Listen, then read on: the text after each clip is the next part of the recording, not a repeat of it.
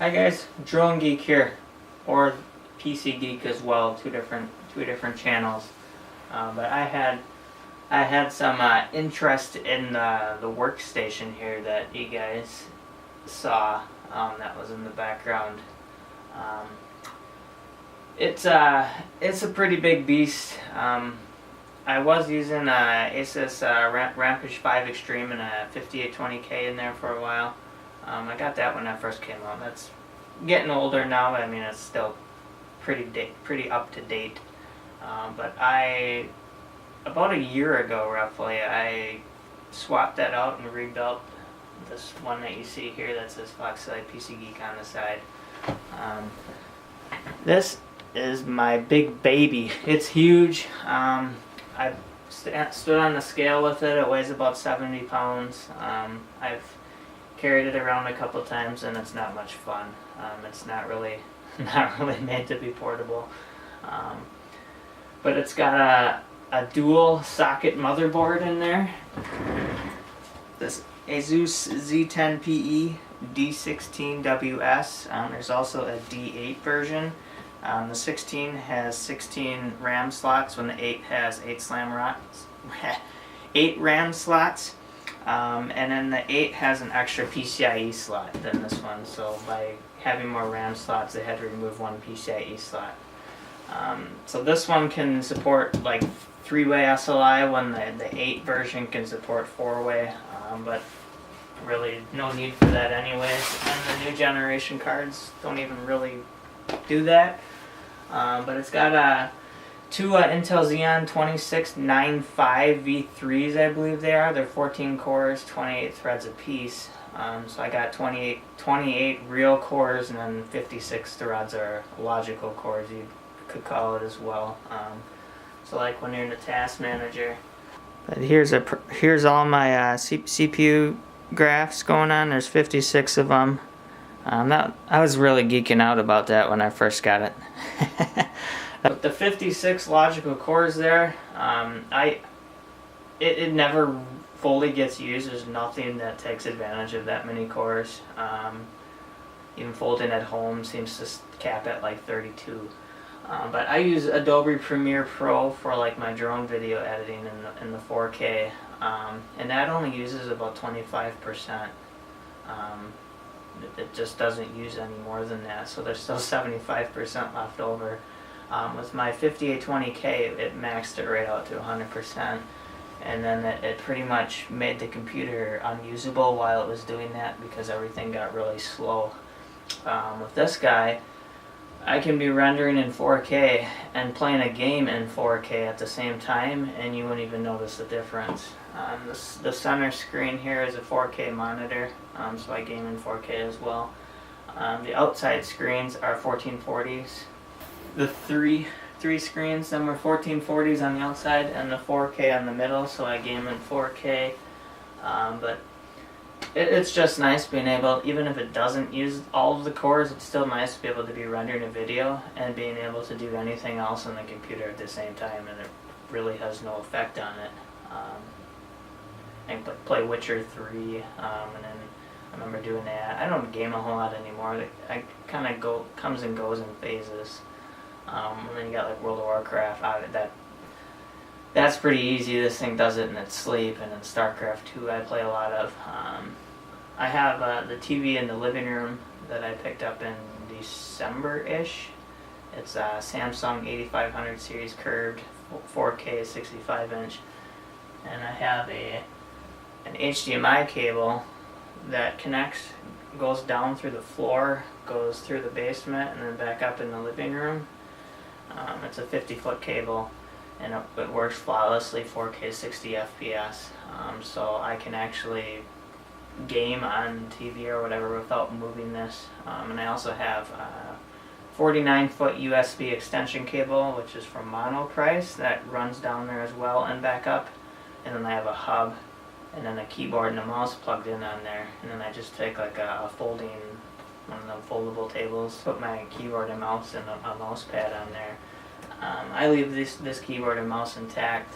This is the Corsair K95 RGB, and this is the Corsair M95, I believe it is. It's been a while. I may have forgotten. I know they have RGB of this now. This is not the RGB one, but the keyboard is. And I got this blue Yeti microphone here. I use not for this video. This is just my DSLR's microphone. Then I got I've had this for a long time, a Logitech C910 webcam. Now there's like a 920 or something, but it works just fine for the little bit that it gets used. Then I got this old 5.1 Logitech speaker set. I have no idea what the model is. It's like an 8-inch sub or something on a 4. I've probably had this roughly, I think, since around 2004 or so, when I built my first Uber system back then. It was a what the heck was it? A 7800 GTs in SLI and AMD 4800 Plus dual core. I remember that chip was like $650 back then for this 4800 Plus, and then the two 7800 GTs, which I still have to this day. That was a beast, and that speaker setup is actually from then, but there's really no reason to replace it because it does perfectly fine. I had my side panel custom like laser etched for me with a buddy of mine, one Mad Fish, got Dave over there. He etched that in there. It's a 1/4-inch acrylic. It's not the original panel, it's a new one. It's a little thicker than it really needs to be, so I mean it doesn't quite lock in perfectly. I mean, if I take it on and off a few times, I always check and make sure that it's not falling off because it's so thick. There's like these little metal tabs that are supposed to bend around, but you can't really because it's thick. They're getting a little older now. They're 2 gigabyte GeForce 980s. Not the TI models, just the regular 980s. At one point I had 3. Then I didn't game forever and I actually sold 2. And then I ended up buying another one again. I actually bought a second one again once I rebuilt my computer here. Just because of doing the 4K gaming. One of them, that didn't work. The two can do it. You may not be able to max everything out, but it does a pretty good job. This is a Thermaltake.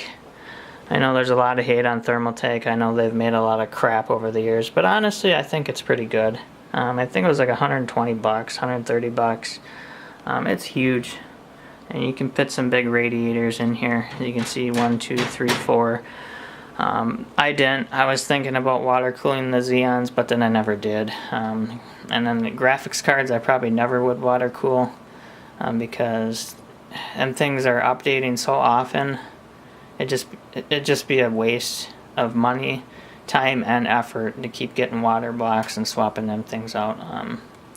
So I never did it. I mean, the air cooling works just fine. There's plenty of room. All the monitors are connected with DisplayPort. There's the 3 display ports. And you can see there's the 4th HDMI, that black one below it. And then the second card's not plugged into anything. I suppose I could connect it. This is my old living room TV. It's a 50-inch 8000 series Samsung Plasma from like 2011. Was top of the line then, and I just replaced that. But yeah, down on the bottom is where it has the drive storage, but you'll see there's absolutely nothing there. There's actually one that's below the motherboard tray, but you can't see it, and I have a terabyte drive in there. There's not much storage because all my storage is down in here. And this guy has 8 3 terabyte drives in it, or 9, 8 or 9 3 terabyte drives. I can't even remember. It was running FreeNAS. Now it's running Unraid. As of 2 months ago or so, I changed it out. Just at the time, Unraid only supported a 1 drive redundancy, so I could only have 1 drive failure. You can see there's some dust in there. So I didn't want to use it. I wanted to use FreeNAS, but now with the later versions, they have 2 drive redundancy as well, and it's so much more flexible than FreeNAS. And it still saturates my gigabit network, 112, 113 megabytes a second. That's as fast as gigabit goes, so it works perfectly fine. Because I know FreeNAS is faster, but unless you're bonding networks together or you got 10 gig Ethernet or something, it really makes no sense. with all the plugins and things like that for Unraid. It's awesome. I love it. And then just the flexibility with swapping drives and adding drives and upgrading drives is much more flexible than FreeNAS is. So in the long term, I think that's a better option to add storage. That's another reason I kind of went over, because I was kind of starting to run out of space. I mean, I still had like 4 terabytes left, but in the big picture, it was getting less and less and less. So I figured it was the time to do it, and I had to replace a couple drives anyway, so I did it all at once. Yeah, there's my keyboard and the mouse, and of course our mouse pad, 4K monitor, 1440 monitors. I guess one more thing worth noting. Them are Noctua coolers, as if you didn't already know from the ugly beige colored. It was such a tight fit to have them both the same way, so I have one push and one pull. They're both blowing the air that way out the side because it's vented, but one is pulling on the side and this one's pushing through. The temps are practically the same either on both of them. It doesn't matter. And then you can't see it, but there's an NVMe drive on the first PCIe slot on the other side of the graphics cards. That's a funny story there, worth mentioning. I ordered a Samsung 950 Pro 256 gig drive, or 250, whatever they are. This is before 960s were around, and it was off of Amazon. I ended up getting it, and I thought something didn't look right because I build computers and I've used several of them, and the PCBs are black. And I'm looking at it and I'm like, this PCB is green, so and okay, whatever. I put it in the computer and turn it on, and it's not a Samsung 950. It's some Toshiba drive that is super hard to find. You can barely even find it on Google. And so I think what somebody did is they bought both, swapped the label from one to the other, and then they returned the cheap Toshiba one and got refunded the price of the Samsung. So that was an interesting experience. I called up Amazon and I was like, what the hell is this? And the funny thing is, on the box it came in, the box even had like a white tag with writing on it that said fake, F-A-K-E. It said fake right on the freaking box, and I'm like, what did you send me this for? And what they did, they just told me, they're like, oh, well, just keep it, don't worry about sending it back or nothing. They told me to just keep it. So I've been using that since then, and it was free. It's not the Samsung, but it's Toshiba. It's not quite as fast. If I recall, I think it was about 1,700 megabytes a second read versus like 25. And I think the writes were like 1,100 versus like 1,500 or something like that. I'm trying to recall, but I may be wrong. But I mean, that's still plenty fast. So when I render all my footage and that, it's all on that drive. And then once I'm all done and it's all exported, once I'm finished with it, then I transfer it off onto the main storage guy. So that's why there's really no storage in the computer, because I don't need it. And that way it's all 2 drive redundancy. So super unlikely to lose anything with them 8 or 9 3 terabyte drives in there. That is a super micro. It's a super micro board in there that has an LSI Mega RAID controller on it, but it's flashed. I flashed it when I first built it with some dumb firmware, so it's pretty much a dummy RAID card, because you don't use the hardware RAID for either FreeNAS or Unraid. So it's just made it dumb, but it's got lots of SATA ports. I could probably post some of this stuff in the video description in case any of you are interested in it. But yeah, I mean, I think that pretty much covers it. Thanks for watching.